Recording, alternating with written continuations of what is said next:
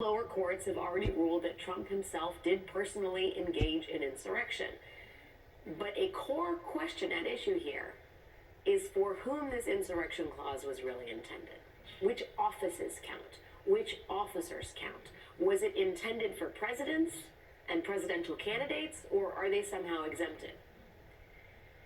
Now, the Colorado Supreme Court, state Supreme Court, goes a long way towards resolving what the authors of this amendment were thinking about when they wrote this, whether they specifically intended this amendment, this Section 3 of this amendment, as a guardrail against presidents and potential presidents who engaged in insurrection.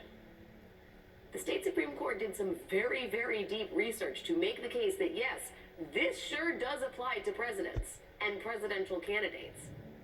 And to that end, among the best and deepest cuts cited in this ruling is this one.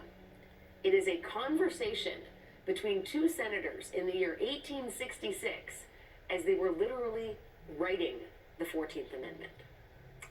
Senator Reverdy Johnson worried that the final version of Section 3 did not include the office of the presidency. He stated, "This amendment does not go far enough because past rebels may be elected president or vice president of the United States." So he asked, "Why did you omit to exclude them? I do not understand them to be excluded from the privilege of holding the two highest offices in the gift of the nation." Senator Lawton Morrill fielded this objection. He replied, "Let me call the senator's attention to the words, 'or hold any office, civil or military, under the United States.'"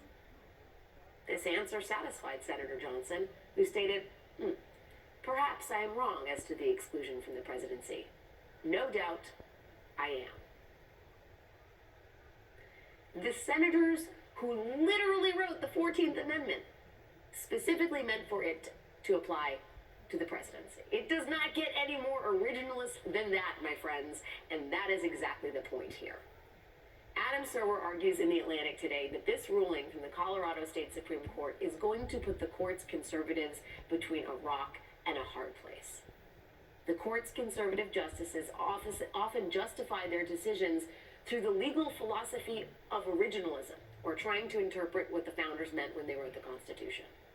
Serwer writes that this Colorado Supreme Court ruling is calling the bluff of the U.S. Supreme Court's originalists, forcing its conservative justices to choose between their purported legal philosophy and the partisan interests of the party with which they identify.